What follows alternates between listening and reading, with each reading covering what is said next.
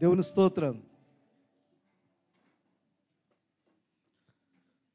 కూడి వచ్చిన విశ్వాసులందరికీ ప్రభు పక్షాన వందనాలు తెలియజేస్తున్నాను.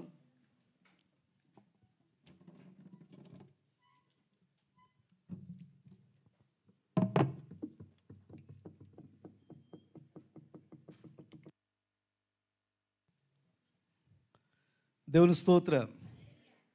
దేవుడు అనుగ్రహించిన ఈ శ్రేష్టమైన సమయాన్ని బట్టి దేవత దేవునికి నా స్తుతులు వందనాలు తెలియజేస్తున్నాను. ప్రత్యేకంగా మరి నిన్నటి దినాన మన భారతదేశం అంతా కూడా 78వ స్వాతంత్ర దినోత్సవాన్ని జరుపుకున్నది. కాబట్టి మరి ఈ దినాన మనము ఈ యొక్క రెండు ఆరాధనని ప్రత్యేకమైన ఇండిపెండెన్స్ డే మరి ప్రత్యేక ఆరాధనగా సెలబ్రేట్ చేసుకోవడానికి దేవుడు కృప చూపిస్తున్నాడు. మరి మీ అందరికీ కూడా మరి స్వాతంత్ర దినోత్సవ శుభాలు నేను తెలియజేస్తున్నాను. మరి మన దేశం కొరకు ప్రార్థించండి. మన దేశం ఇంకా అనేకమైన రీతులుగా అభివృద్ధి చెంది మన దేశం ద్వారా మనందరం కూడా ఆ మంచి ఫలాలు మనందరం కూడా పొందాలి. అంత మాత్రమే కాదు, మన దేశం కొరకు ప్రార్థించండి. మన దేశంలో సువార్త పరిచయం ఇంకా విరివిగా మరి వ్యాప్తి చెంది అనేక మంది దేవుని యొక్క సువార్త ద్వారా రక్షణ పొందడానికి మనందరం కూడా ప్రార్థన చేద్దాం. దేవుని స్తోత్రం. మనమందరము దేవుని బిడ్డలం కదా, అంతేనా? మనమందరం ఎవరు? దేవుని బిడ్డలం. మన బిడ్డలు మనకిష్టమైన రీతిలో ఉండాలని మనం కోరుకుంటాం కదా.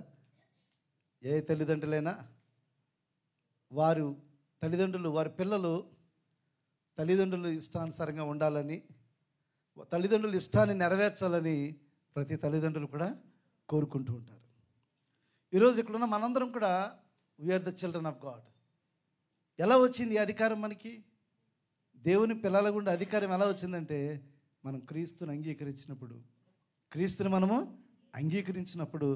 దేవుని పిల్లలుగా దేవుడు మనకి అధికారం ఇచ్చాడు. కాబట్టి దేవుని పిల్లలుగా ఉన్న మనందరం కూడా మన యొక్క జీవితం యొక్క ఆబ్జెక్ట్ అంతా ఏంటో తెలుసా? To please hour heavenly father. మన పరమ తండ్రిని సంతోషించే రీతిలో మన జీవితము ఉండాలి. మనకు తండ్రికి ఇష్టం లేని పనులు మనం చేసినప్పుడు ఆయన హ్యాపీగా ఉంటాడా? హ్యాపీగా ఉంటాడు, అంతే కదా. మనం ఒకవేళ చిన్నల్స్గా ఉన్నప్పుడు మనం సరిగా మన తల్లిదండ్రుల మాట వినపడినట్లయితే మన తల్లిదండ్రులు బాధపడతారు కదా. ఎస్, అట్టి రీతిగానే ఈరోజు ఇక్కడున్న మనం అందరం కూడా దేవుని బిడ్డలుగా ఉంటున్న మనందరం కూడా మన యొక్క పరమ తండ్రికి ఇష్టమైన రీతిలో ఉండాలి. మనం ఇష్టమైన రీతిలో లేనట్లయితే అది మనకి ఇప్పుడు కూడా ఆశీర్వాదకరము కానే కాదు. ఈరోజు మనం వాక్యాంశాన్ని ధ్యానం చేయబోతున్నాము. దేవునికి ఇష్టం లేనివి మనలో చాలా ఉన్నాయి.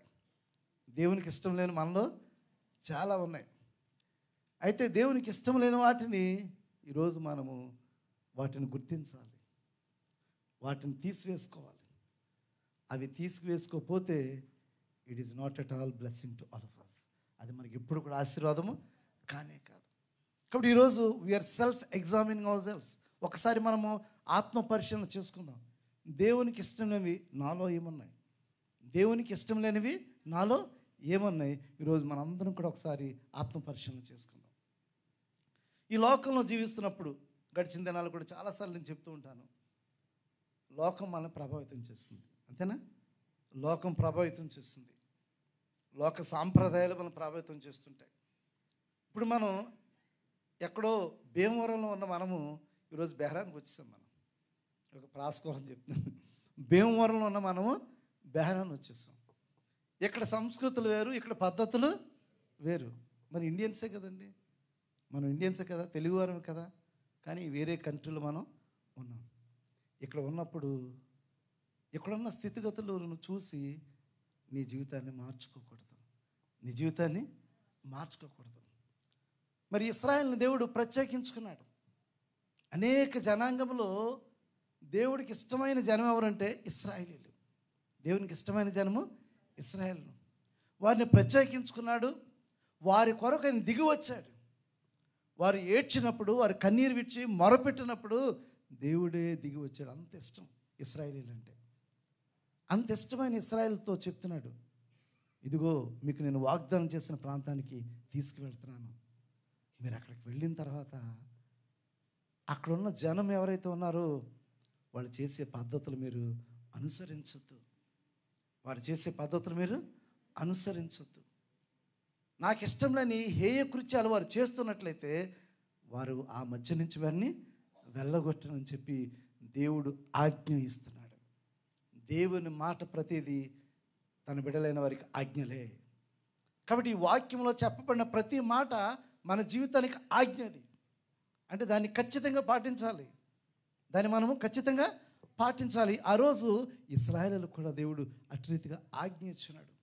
ఏమిటి ఆజ్ఞ అని మనం చూసినట్లయితే మొదటిది హేయ కృత్యములు దేవునికి ఇష్టం లేవంట. ద్వితీయోపదేశ కాండము 18వ అధ్యాయము 10 నుంచి చూడండి. ద్వితీయోపదేశ కాండము. నీ దేవుడని యెహోవా నీకిచ్చుచున్న దేశమున నీవు ప్రవేశించిన తరువాత ఆ జనముల హేయ కృత్యములను నువ్వు చేయ నేర్చుకొనకూడదు. చూసారా, నువ్వు చేయ నేర్చుకొన అంటే బెహరాన్ వచ్చిన తర్వాత కొన్ని మనం నేర్చుకుంటున్నామా? అలవాట్లు లేవు. కొన్ని మనం ఊర్లో ఉన్నప్పుడు కొన్ని అలవాట్లు మనకి లేవు. మంచి అలవాట్లు ఓకే, నో ప్రాబ్లం. ఎక్కడన్నా సంస్కృతులకు ఎక్కడన్నా ఫలానా వాళ్ళని చూసి నువ్వు కూడా కొన్ని అనుసరిస్తున్నావేమో, కొన్ని పద్ధతులు నేర్చుకుంటున్నావేమో. అది దేవునికి ఇష్టం లేని కార్యాలు నువ్వు చేస్తున్నట్లయితే దేవుడు ఎంత మాత్రం కూడా నీ జీవితానికి అది ఆశీర్వాదము కానే కాదు. కాబట్టి ఆనాడు ఇశ్రాయేలుకి దేవుడు చెప్తున్నాడు, మీరు అక్కడికి వెళ్ళిన తర్వాత అక్కడున్న జనులను చూసి వారి హేయ కృత్యాలు నీవు నేర్చుకొనకూడదని చెప్పి దేవుడు ఆజ్ఞాపిస్తున్నాడు. ఏమిటది? ఏమి చెప్తున్నాడు? ఏమిటి ఆ విషయాలను చూసినప్పుడు, ఆ హేయ కృత్యాలు ఏమిటని చూసినప్పుడు దేవుడు స్పష్టంగా చెప్తున్నాడు. చదవండి. తన కుమారునినైనను తన కుమార్తెనైనను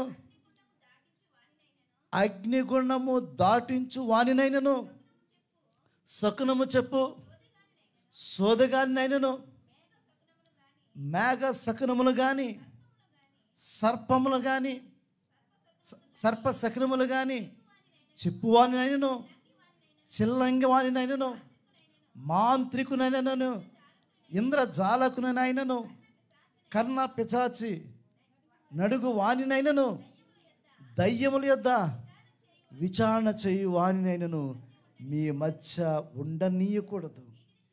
వీటిని చేయి ప్రతివాడును యెహోవాకు హేయుడు. చూసారా, చాలామంది మన ఊర్లో, మన గ్రామాల్లో, మనం నివసిస్తున్న పరిస్థితుల్లో అనేక మంది బ్లాక్ మ్యాజిక్స్ చేస్తారు. తెలుసు కదా, చిల్లంగితనం అంటే బ్లాక్ మ్యాజిక్ అంటారు. కొంతమంది శకునాలు చూస్తారు, కొంతమంది మాంత్రికులు ఉంటారు, కొంతమంది జ్యోతిష్కాలు చెప్తుంటారు.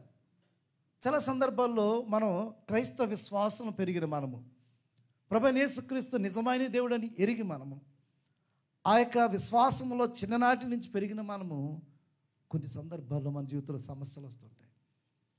కొన్ని సందర్భాల్లో మన జీవితంలో వివాదాలు వస్తుంటాయి, కొన్ని కష్టాలు వస్తాయి, ఆర్థికంగా నష్టం వస్తుంది.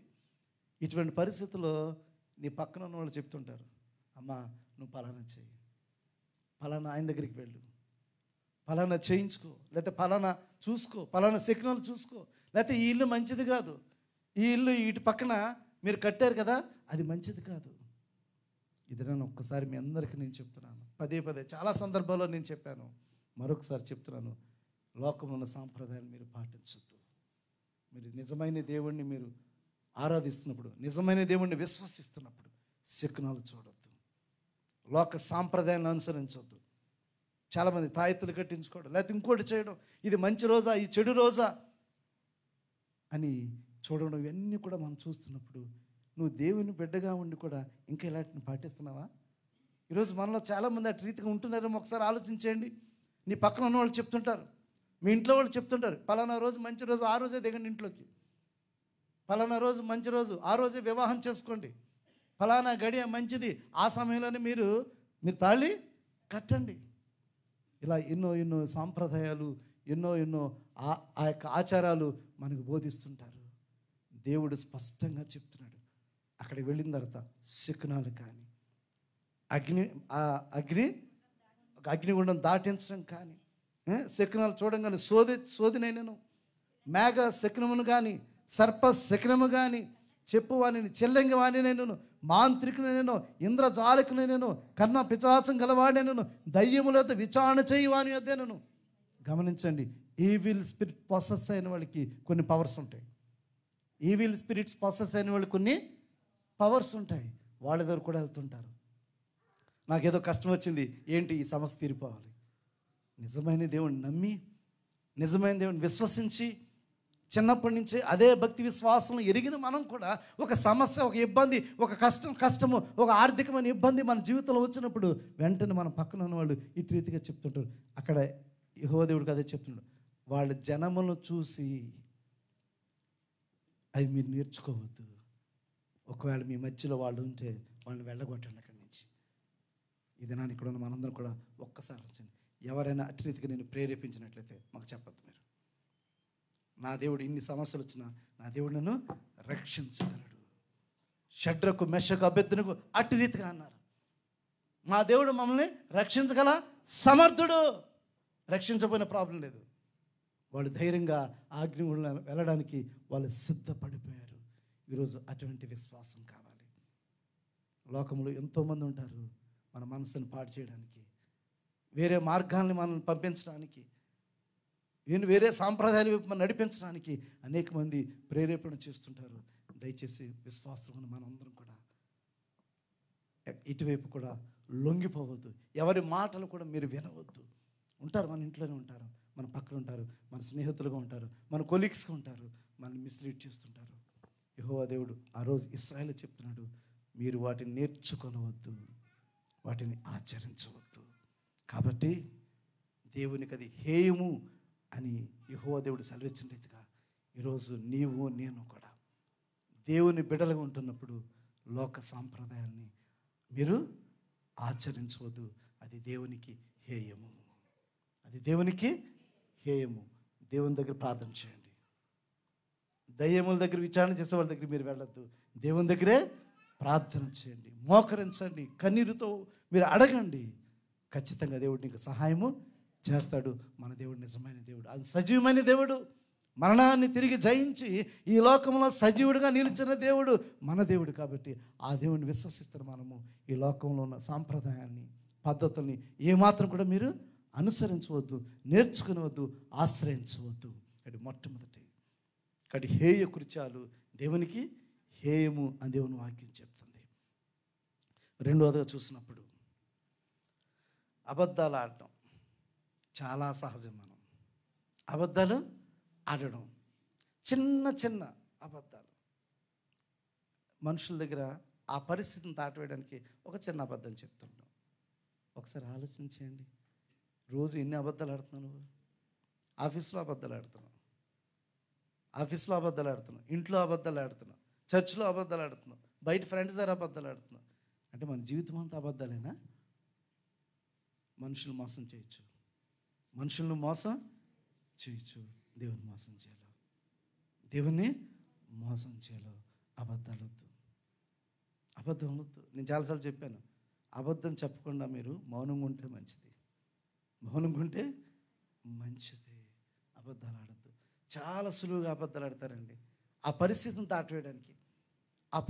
దాటివేయడానికి అబద్ధాలు ఆడుతున్నారు. దయచేసి మిమ్మల్ని అందరూ కూడా బ్రతిమలుతున్నాను, దేవునికి ఇష్టం లేదంటే అది.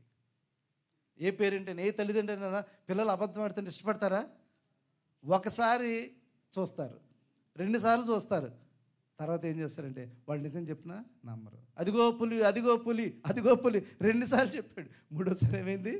ఆ పులి వచ్చి తినేసింది. ఈరోజు ఒక్కసారి ఆలోచించండి, అబద్ధ జీవితం వద్దు. నీ పెదవుల నుంచి అబద్ధాలు వద్దు. అటు రీతిగా నువ్వు అబద్ధాలు ఆడుతూ జీవిస్తున్నప్పుడు దేవునికి నువ్వు ఇష్టమైన వాడు కానీ కాదు. దేవుని వాక్యం స్పష్టంగా చెప్తుంది. సామెతల గ్రంథము 12వ అధ్యాయము 22వ వచనం చూసినట్లయితే, అబద్ధమాడు పెదవులు యెహోవాకు హేయము, సత్యవర్తనులు ఆయనకి ఇష్టలు. చూసారా, ఎవరైతే సత్యం పలుకుతారో ఆయనకి ఇష్టం అంట. అబద్ధాలు చెప్పేవారికి దేవునికి ఇష్టం ఉండదంట. అబద్ధాలు చెప్పేవారి, అబద్ధమాడు పెదవులు యెహోవాకు గాడ్ హేట్స్ దట్. ఈరోజు ఇక్కడ ఉన్న మనందరం కూడా again we need to learn a lesson. యేసయ్యా, అబద్ధాలు ఆడకుండా నా నోటిని నువ్వు కంట్రోల్ చేయి. ఈరోజు మనం ఒక ఒప్పందం చేసుకుందాం దేవుని దగ్గర. యేసయ్యా, నేను అబద్ధాలు ఆడకుండా నా నోటిని కంట్రోల్ చేయి. చాలా ఈజీగా అబద్ధాలు ఆడుతున్నాం కదా మనం, చాలా ఈజీగా అబద్ధాలు ఆడుతున్నాం కదా.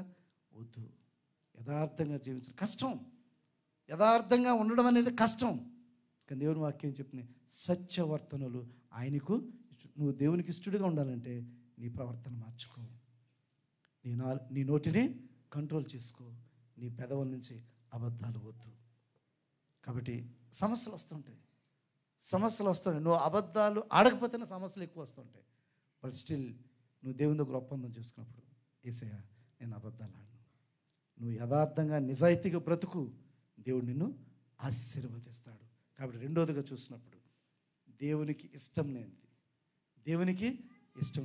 అబద్ధాలు. సత్యవర్తనులుగా జీవించే వారిని దేవుడు ఆశీర్వదిస్తాడు, వారిని దేవుడు ఇష్టపడతాడని చెప్తున్నాడు. మూడోదో చూసినప్పుడు మనం అర్పించే అర్పణలు దేవునికి ఇష్టంగా ఉండాలంటే నీ జీవితాన్ని మార్చుకోవాలి. మనం అర్పించే అర్పణలు దేవునికి ఇష్టంగా ఉండాలంటే నీ జీవితాన్ని మార్చుకోవాలి. నీ బ్రతుకు మార్చుకోకుండా, నీ ప్రవర్తన మార్చుకోకుండా, నీ పాప జీవితాన్ని మార్చుకోకుండా దేవునికి ఎంత విలువైన బహుమతులు నువ్వు ఇచ్చినా ఆయన ఇష్టపడడు. నువ్వు ఎంత విలువైన బహుమతులు తీసుకొచ్చి, చాలామంది అనుకుంటారు దేవునికి నేను ఎంతో విలువైన బహుమతులు, ఎంతో కానుకలు ఇచ్చేస్తే దేవుడు ఇష్టపడతాడని. నా పాపాలు పోతాయని అనుకుంటారేమో చాలామంది అనుకునే ఆలోచన ఏంటి తెలుసా? నేను దేవుని కానుకలు ఇచ్చేస్తే నా పాపాలు పోతాయని. దేవుడు ఆ అర్పణను అంగీకరించన్నాడు. అది నాకు అసహ్యము. నువ్వు ఎంత విలువైనది ఇచ్చినా నాకు ఇష్టం లేదు. ఎందుకంటే నీ బ్రతుకును మార్చుకోలేదు. నీ బ్రతుకు మార్చుకోకుండా నాకు ఈ అర్పణ ఎందుకు అని చెప్తున్నాడు. దేవుని వాక్యాన్ని స్పష్టంగా ఒకసారి మనం చూసినట్లయితే సామెతల గ్రంథము 21వ అధ్యాయము 27వ వచనం చూడండి. భక్తిహీనులు అర్పించు బలులు దురాలోచనతో అర్పించిన ఎడల అవి మరీ, భక్తిహీనులు అర్పించు బలులు హేయములు దురాలోచనతో అర్పించిన ఎడల అవి మరీ. కొన్ని సందర్భాల్లో మనం దేవునికి నిజంగా సంపూర్ణంగా ఇష్టంతో ఇవ్వం. కొన్ని సందర్భాల్లో మనం ఇచ్చే ఆలోచన వేరుగా ఉంటుంది. ఇందాక చెప్పాను కదా, అంటే ఈ కానుక ఇచ్చినట్లయితే దేవుడు నా పాపాలు క్షమిస్తాడు. నువ్వు కానుక ఇచ్చిన మాత్రం నీ పాపాలు ఎలా దేవుడు క్షమిస్తాడు? నీ ఆలోచన ఏంటంటే ఈ కానుకలు చాలామంది చెప్తుంటారు కదా, మనం వింటూ ఉంటాం కదా, ఫలానా దాంట్లో ఇంత డబ్బు వేస్తారని చెప్పి విన్నారా? ఫలానా చోట ఇంత డబ్బులు వేసేస్తున్నారు, విన్నారు కదా? వేసినది మాత్రం నా పాపాలు క్షమించబడవు.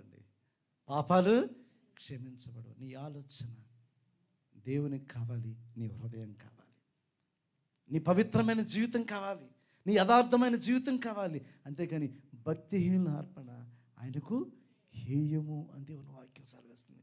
యెషయా గ్రంథము 1వ అధ్యాయము 13వ వచనం కూడా చూసినట్లయితే, యెషయా గ్రంథము నీ నైవేద్యము వ్యర్థము, అది నాకు అసహ్యము అని చెప్తున్నాడు. నీ నైవేద్యము వ్యర్థము, అది నాకు అసహ్యము పుట్టించు ధూపార్పణము తేకు. నువ్వు అర్పిస్తున్నావే అర్పణ, అది నాకు అసహ్యంగా ఉంది. ఎందుకంటే నీ బ్రతుకును మార్చుకోలేదు, నీ జీవితాన్ని మార్చుకోలేదు. నువ్వు అపవిత్రమైన జీవితంలో, పాప జీవితంలో నువ్వు జీవిస్తున్నావు. నువ్వు జీవిస్తూ ఆ పాప జీవితాన్ని కలిగి, మలినమైన జీవితాన్ని కలిగి నువ్వు వచ్చి దేవునికి అర్పణ అర్పిస్తుంటే నాకు అది ఇష్టంగా లేదు. నువ్వు తేవద్దు, నేను ఇష్టపడట్లే దాన్ని. నువ్వు నన్ను ప్లీజ్ చేయాలని, నన్ను సంతోషింపచేయాలని నువ్వు అనుకుంటున్నామో, నాకు ఇష్టంగా లేదు, అది నువ్వు తేవద్దు అని చెప్తున్నాడు దేవుడు ఖచ్చితంగా. కాబట్టి భక్తిహీనుల అర్పణ దేవునికి ఇష్టం లేదు. కాబట్టి ఈరోజు నీ జీవితం ఏదైనా సరే, అది కానుకైనా ఆరాధనైనా, అది ఏదైనా సరే, నువ్వు చేసే దేవునికి ఏది చేసినా నీ ప్రవర్తన మార్చుకోకుండా, నీ బ్రతుకును మార్చుకోకుండా నువ్వు ఏది చేసినా దేవుడు మహిమ పొందడు. కాబట్టి నీ బ్రతుకును మార్చుకోవాలి. భక్తిహీన అర్పణ ఆయనకు హేయము అని దేవుని వాక్యం చెప్తుంది. అదేవిధంగా మరొక సందర్భంలో ఇర్మియా గ్రంథము 6వ అధ్యాయము 20వ వచనం చూసినట్లయితే, షేబా నుండి వచ్చు సాంబ్రాణి నాకేలా, దూరదేశం నుండి వచ్చు మధురమైన చెరుకు నాకేలా, మీ దహన బలులు నాకు ఇష్టమైనవి కావు, నీ బలుల యందు నాకు సంతోషము. చాలామంది చాలా విలువైన దేవునికి ఇచ్చేసాను, దేవుణ్ణి చాలా విలువైనవి ఇచ్చేసాను, నేను చాలా ఘనంగా నేను దేవుణ్ణి హెచ్చించాను అని నువ్వు అనుకుంటున్నావు. నీ విలువైనవి దేవునికి ఇష్టం లేదు. నీ జీవితం ఆయనకి ఇష్టమైంది. ఆయన ఏం కోరుకున్నాడంటే విరిగి నలిగిన హృదయాన్ని ఆయన కోరుకుంటున్నాడు. నీ యొక్క విలువైన వస్తువులు కానీ నీ విలువైన అర్పణలు ఆయన ఏమి కూడా కోరుకోవట్లేదు. నువ్వు అనుకున్నావు నీ విలువైనవి ఇచ్చేసాను దేవునికి అని చెప్పి, అవి దేవుడు ఇష్టపడట్లేదు. ఇది నాన్న నీవో నేను కూడా ఒక్కసారి మనం ఆలోచించేయండి. భక్తిహీనుల అర్పణ దేవుడు ఆయనకి హేయము అని దేవుని వాక్యం సెలవిస్తుంది. కాబట్టి when you come to God's presence, నీ అర్పణ ఎలా ఉంది, నీ జీవితం ఎలా ఉందో ఒక్కసారి నువ్వు ఆత్మ పరిశీలన చేసుకో. మన బ్రతుకు మార్చుకోకుండా నువ్వు దేనికి అర్పించే ఏ అర్పణ కూడా అది ఆయనకు అంగీకారం కాదు, ఆయన ఇష్టపడడం చెప్తుంది. కాబట్టి 3వది చూసినాడు, భక్తిహీనుల అర్పణ ఆయనకు హేయము. 4వది చూస్తున్నప్పుడు, నువ్వు దేవుని మాటలు వినకుండా నీ సమస్య వచ్చి నీ కష్టం వచ్చినప్పుడు దేవునికి ప్రార్థన చేస్తే వింటాడా? వినడండి. నువ్వు వినడు. నువ్వు ఆయన మాటలు వింటున్నావా? ఆయన మాటలు నువ్వు ఇదే చూపిస్తున్నావా? కష్టం వచ్చినప్పుడు దేవా నన్ను రక్షించు, కష్టం వచ్చినప్పుడు దేవా నాకు సహాయం దయచేయి అని చెప్పి ఏడుస్తావు కదా, కన్నీరు విడుస్తావు కదా. నువ్వు ప్రార్థన చేయకని చెప్తున్నాడు దేవుడు. నా మాటలు నువ్వు వినట్లేదు, నువ్వు చెవులు మూసుకున్నావు. నేను గద్దిస్తున్నప్పుడు, నేను హెచ్చరిస్తున్నప్పుడు నువ్వు చెవులు మూసుకుంటున్నావు నా మాటలు వినడానికి. ఇప్పుడు నువ్వు చేసే ప్రార్థన నేను అంగీకరిస్తానా? నీ ప్రార్థనలు అది నాకు హేయము అని చెప్తాడు దేవుని వాక్యం. చూసినట్లయితే సామెతల గ్రంథము 28వ అధ్యాయము 9వ వచనం చూసినట్లయితే, ధర్మశాస్త్రం వినకుండా చెవిని తొలగించువాని ప్రార్థన. చూసారా? ధర్మశాస్త్రం వినకుండా నీ చెవిని తొలగించు అని ప్రార్థన. అంటే దేవుని మాటలు వినడానికి ఇష్టం లేదు. దేవుని మాటలు వినడానికి నీకు ఇష్టమా లేదు? ఏమి ఇష్టం? జోక్స్ బాగా ఇష్టం కదా, జోక్స్ బాగా ఇష్టం, కల్పన కథలు బాగా ఇష్టం, లేకపోతే మనకి ఇష్టమైనవి చెప్తే ఇష్టం మనకి. కానీ మనం ఖండించినప్పుడు, ఖచ్చితంగా మనం గద్దించినప్పుడు, దేవుని వాక్యం అది ఖడ్గం వంటిది, దేవుని వాక్యం ఒక శుద్ధి వంటిది. ఆ వాక్యం మనం ఖండిస్తున్నప్పుడు, ఆ వాక్యం మనం హెచ్చరిస్తున్నప్పుడు మనకి కొద్దిగా కష్టంగానే ఉంటుంది. కానీ దేవుని వాక్యాన్ని వినకుండా ఏం చేస్తుంటే చెవులు మూసుకుంటున్నావేమో. ఒకసారి ఆలోచించే. నువ్వు దేవుని మాటలు నిర్లక్ష్యం చేస్తున్నావు కదా. అందుకే దేవుడు అంటున్నాడు నీ ప్రార్థన నాకు హేయమని చెప్తున్నాడు. నీ ప్రార్థన నాకు ఇష్టం లేదు, నీ ప్రార్థన నాకు ఇష్టం. ఎందుకంటే నీవు నా మాటలు నిర్లక్ష్యం చేస్తున్నావు, నా మాట వినకుండా నువ్వు నిర్లక్ష్యము చేస్తున్నావు. దేవుని వాక్యం చూసినట్లయితే 2వ తిమోతి పత్రిక, నేటి కాలం ఎలా ఉన్నది, నేటి పరిస్థితులు ఎలా ఏనో వాక్యం స్పష్టంగా చెప్తుంది. 2వ తిమోతి పత్రిక 4వ అధ్యాయము 3-4 వచనాలు చూసినట్లయితే, ఎందుకనగా జనులు హితబోధను సహింపక దురద చెవులు గలవారై తమ స్వకీయ దురాశలకు అనుకూలమైన బోధకులను తమ కొరకు పోగు చేసుకుంటారు. జనులు హితబోధను సహింపక అంటే సత్యమైన వాక్యాన్ని, ఖండించే వాక్యాన్ని వినడానికి వాళ్ళు ఇష్టపడరు. వాళ్ళు ఎలాంటి ఇష్టపడతారంటే దురదగల చెవులు. ఈ దురదగల చెవులు ఏంటంటే జోక్స్, వారి స్వకీయ దురాశలను అనుకూలమైన బోధనలు అంట. అటువంటి ప్రీచర్స్ దగ్గరికి వెళ్తారు చాలామంది. జోక్స్ చెప్పేవాడిని అంటే వారికి ప్రాస్పరిటీ, దేవుడు అన్నీ మంచిగా చేస్తాడు, దేవుడు అన్నీ మేలులా చేస్తాడు. దేవుణ్ణి ఆశ్రయించేవారు వారి కష్టాలు, దేవుణ్ణి అనుసరించేవారు వారికి సిలువ శ్రమలు.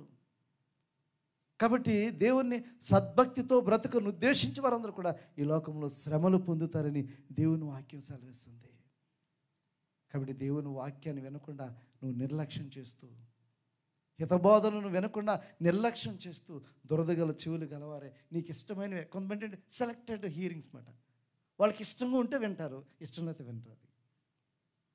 అది దేవుని వాక్యం కష్టంగానే ఉంటుంది, సత్యమైన వాక్యం కష్టంగానే ఉంటుంది. ఖచ్చితంగా దాన్ని మనం వినాలి. వినగల చెవులు, గ్రహించే హృదయం మనకి కావాలి. ఎప్పుడైతే ఆ వినగల చెవులు గ్రహించే హృదయం ఉంటున్నదో అప్పుడు దేవుడు నీ ప్రార్థన చేస్తే అంగీకరిస్తాడు, లేకపోతే నీ ప్రార్థన దేవుడు అంగీకరించడు. జకర్యా గ్రంథము 7వ అధ్యాయము 11వ వచనం చూసినట్లయితే, అయితే వారు ఆలకింపనొల్లక వినకుండా చెవులు మూసుకున్నారంట. చూసారా, వారు ఆలకింపకుండా, అయితే వారు ఆలకింపనొల్లక మూర్ఖులై వినకుండా చెవులు మూసుకున్నారు. వారు చెవులు ఆల్రెడీ మూసేసుకున్నారు. ఈ చెవుల్లోని ఇయర్ బడ్స్ లాంటివి పెట్టేసుకున్నారు. ఇయర్ ఫోన్స్ మధ్యన పెట్టుకుంటున్నారు కదా, ఇయర్ ఫోన్స్. ఆ ఇయర్ ఫోన్స్ పెట్టుకుంటే ఇంట్లో వాళ్ళు కూడా వినపట్లేదు వాళ్ళు. నేను మా వినీల్ పిలుస్తుంటాను, వినీల్ వినీల్ వినీల్ అంటే ఇక్కడే పక్క నుంచి వెళ్తుంటారు, అసలు వినపడదు వాళ్ళకి. అంటే మనం కూడా అలాంటివి పెట్టేసుకున్నాం. మనం చెవుల్లో పెట్టేసుకుని ఇంక వాక్యం వినబడదు మనకి. చర్చిలోకి వచ్చినా కూడా వాక్యం వినబడదు. ఇంకా మైండ్ ఎక్కడ ఉంటుంది? Mind absent, body present. ఈరోజు ఒకసారి ఆలోచించండి. దేవుని సన్నిధికి వచ్చినప్పుడు వాక్యం వినకుండా మొబైల్ చూసుకోవడం, దేవుని సన్నిధికి వచ్చిన వేరే ఆలోచన చేయడం. ఒకసారి ఆలోచించండి, మన మనసు ఎక్కడున్నది? దేవుని వాక్యాన్ని నిర్లక్ష్యం చేయొద్దు. దేవుని వాక్యాన్ని నిర్లక్ష్యము చేయవద్దు. నువ్వు నీ చెవులు మూసుకుంటే దేవుడు నీ ప్రార్థన అంగీకరించడం. నీ చెవులు మూసుకున్నట్లయితే నీ ప్రార్థనకు ఆయన హేయుడు అని దేవుని వాక్యం సెలవిస్తుంది. కాబట్టి దేవుని వాక్యమును నిర్లక్ష్యం చేయవారి ప్రార్థన దేవుడు హేయుడు అని దేవుని వాక్యం ఇష్టం లేదు. చివరిగా చూసినట్లయితే మనుషులలో ఘనమైనది దేవుని దృష్టిలో అసహ్యమంట. మనుషుల్లో ఘనమైనది ఏంటి? డబ్బు ఉన్నవాళ్ళు చాలా గొప్పవాళ్ళు. మనుషుల దృష్టిలో ఘనమైన వారు గొప్ప గొప్ప పదవులు కలిగిన వారు, గొప్ప స్థితులు కలిగిన వారు, గొప్ప తలాంతులు కలిగిన వారు. వారు మనుషుల దృష్టిలో చాలా గనులైన వారు, వాళ్ళు చాలా గొప్పవారు. దీనులైన వారిని ఎవరైనా కూడా పట్టించుకుంటారా? దేవుడు వారిని పట్టించుకున్నాడు. ఆయన సువార్త మొట్టమొదటిగా యేసయ్య ఈ లోకానికి మొదటి శుభవార్త ఎవరికి అందించాడు? దేవుడు ఎవరికి అందించాడు? గొర్రెల కాపరులకి. ఈ లోకంలో ఏమాత్రం కూడా గుర్తింపు లేని వారు, ఏమాత్రం కూడా గుర్తింపు లేని వారికి దేవుడు వారికి మొదటి సువార్తమానము, మొదటి ఇన్విటేషన్ దేవుడు వాళ్ళకి పంపించాడు. ఈ లోకంలో ఏ యోగ్యత లేని వారిని, ఏ ఘనత లేని వారిని మరియను దేవుడు ఎంచుకున్నాడు. యేసేపును దేవుడు ఎంచుకున్నాడు. దీనులైన వారిని దేవుడు ఎంచుకుని గొప్ప కార్యాలు చేశాడు. దీనుడైన దావీదుని దేవుడు ఎంచుకున్నాడు. గొర్రెల కాపరగున్న దావీదుని దేవుడు ఎంచుకుని ఇశ్రాయేలులకు గొప్ప రాజుగా, ఇశ్రాయేలులకు గొప్ప రాజుగా దావీదుని దేవుడు దీవించాడు. మనుషులు పైరూపాన్ని లక్ష్య పెడతారు కదా. మనుషులు వారి అందం, వారి హైటు, వారి తలాంతులు, వారు గొప్పవాళ్ళు, వారి అందము, వారి డబ్బు, వారి బలగాన్ని ఇది చూస్తారు మనుషులు. మనుషుల దృష్టిలో అవన్నీ ఘనమైనవి. మనుషుల దృష్టిలో అవన్నీ కూడా వాళ్ళని ఎక్కువగా మనుషులు ఘనపరుస్తుంటారు, వాళ్ళనే గొప్పగా వాళ్ళు కీర్తిస్తుంటారు. కానీ దేవుడు మన హృదయాన్ని చూస్తాడు, మన హృదయాన్ని చూస్తాడు. దేవుని వాక్యం మనం చూసినట్లయితే లోకాసు సువార్త 16వ అధ్యాయము, లోకాసు సువార్త 16వ అధ్యాయము 15వ వచనం చూసినట్లయితే,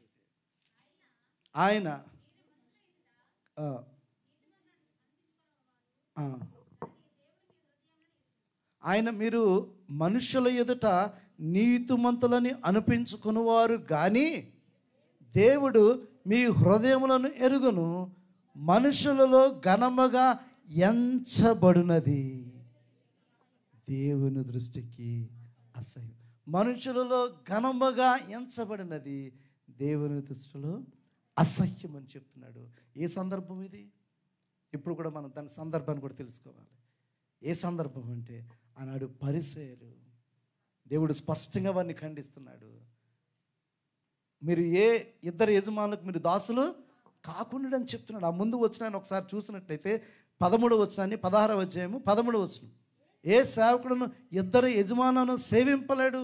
వాడు ఒకరిని ద్వేషించి ఒకరిని ప్రేమించును, లేక ఒకరిని అనుసరించి ఒకరిని తృణీకరించును. మీరు దేవుని సిరిని సేవింపలేరు. చాలా సందర్భాల్లో మనం కూడా ఎలాగ ఉంటాం కదా, లోకం కావాలి, దేవుడు కావాలి. చర్చకు వచ్చినప్పుడు ఈ 4 గోడల మధ్య నాకు దేవుడే కావాలి. బయటకు వెళ్ళిన తర్వాత లోకాన్ని ఎంబ్రేస్ చేసుకుంటాం, లోకాన్ని హత్తుకుంటాం. నువ్వు లోకాన్ని ప్రేమించినట్లయితే దేవుడిని ప్రేమించలేవు. నువ్వు లోకాన్ని ప్రేమించినట్లయితే శరీరాశ, నేత్రాశ, జీవడము, లోకము ఉన్నది, వీటిని ప్రేమిస్తున్నావా? నువ్వు దేవుని ప్రేమించట్లా. వీటిని ప్రేమిస్తున్నట్లయితే దేవుని ప్రేమ నీలో ఉండదు అని దేవుని వాక్యం సెలవిస్తుంది. కాబట్టి వాటిని అసహించుకో. వాటిని అసహించుకున్నప్పుడే దేవుడు నిన్ను ప్రేమిస్తాడు. ఈ లోకము దృష్టిలో అవన్నీ ఘనమే. డబ్బున్నవాడు ఘనమైనవాడు, పేరు ప్రఖ్యాతలు ఉన్నవాడు ఘనమైనవాడు, గొప్ప తలాంతులు కలిగిన వారు ఘనమైనవారు. మనుషులు వారినే ఇచ్చిస్తారు, మనుషులు వారినే ఘనపరుస్తారు. కానీ దేవుని దృష్టిలో ఏది శ్రేష్టమైనవి, ఏది మాన్యమైనవి, ఏవి రమ్యమైనవి, వాటిని మేము అనుసరించి జీవించినప్పుడు, దేవుని దృష్టిలో ఏది ఉత్తమమైన దాన్ని గ్రహించి నువ్వు తెలుసుకుని దాని ప్రకారం ప్రవర్తించినప్పుడు గాడ్ విల్ బ్లెస్ యూ. దేవుడు నిన్ను ఆశీర్వదిస్తాడు. కాబట్టి ఈరోజు ఇక్కడ ఉన్న మనందరం కూడా దేవునికి ఇష్టమైన బిడ్డలుగా జీవిద్దామా? ఇదేనా మనందరం కూడా ఒక మంచి నిర్ణయం తీసుకుందాం. దేవా, ఈ లక్షణాలు నాలో ఉన్నట్లయితే, ఈ తప్పిదాలు నాలో ఉన్నట్లయితే నేను ఈరోజు తీసుకుంటాను. ఈరోజు నేను మార్చుకోవడానికి ఇష్టపడుతున్నాను. నేను అబద్ధాలాడే పెదవులు నాలో ఉన్నట్లయితే ఈ రోజు నుంచి నేను నిజము చెప్పడానికి, యథార్థంగా ప్రవర్తించడానికి, సత్యవంతునిగా ప్రవర్తించడానికి నేను ఇష్టపడుతున్నాను. నా ప్రవర్తన మార్చుకుని నేను నీకు అర్పణ అర్పిస్తాను. నా బ్రతుకును మార్చుకోకుండా, నా యొక్క పాప జీవితాన్ని మార్చుకోకుండా నేను నీకు అర్పణ అర్పించను. యథార్థమైన భక్తి కలిగి మనం దేవునికి అర్పణ అర్పించినప్పుడు ఆ అర్పణ నువ్వు అంగీకరిస్తున్నావు అంటున్నావు. నీ వాక్యాన్ని నిర్లక్ష్యం చేస్తున్నాను. నువ్వు పిలుస్తున్నప్పుడు, నువ్వు హెచ్చరిస్తున్నప్పుడు నీ వాక్యాన్ని నేను వినట్లేదు, నా యొక్క చెవులు నేను మూసుకుంటున్నాను. అందుకే నా ప్రార్థన నువ్వు ఆలకి. ఎన్నిసార్లు నువ్వు ప్రార్థన చేసినా దేవుడు నీ ప్రార్థన తిరస్కరిస్తున్నావు. దానికి కారణం ఏంటంటే నువ్వు దేవుని మాటలు నిర్లక్ష్యము చేస్తున్నావు. మనుషులు దృష్టిలో ఘనమైనవి దేవుడు అసహించుకున్నాడు. కాబట్టి దేవునికి ఇష్టమైన వాటిని చేయడానికి ప్రయత్నం చేద్దాం. దేవునికి ఇష్టమైన వారికి ఉండడానికి ప్రయత్నము చేద్దాం. అటు రీతిగా మన జీవితాన్ని మార్చుకున్నప్పుడు దేవుని ఆశీర్వాదాలకు దేవుడు నిన్ను పాత్రలుగా చేస్తాడు. దేవుడి మాటలు దీవించును గాక. ఆమేన్.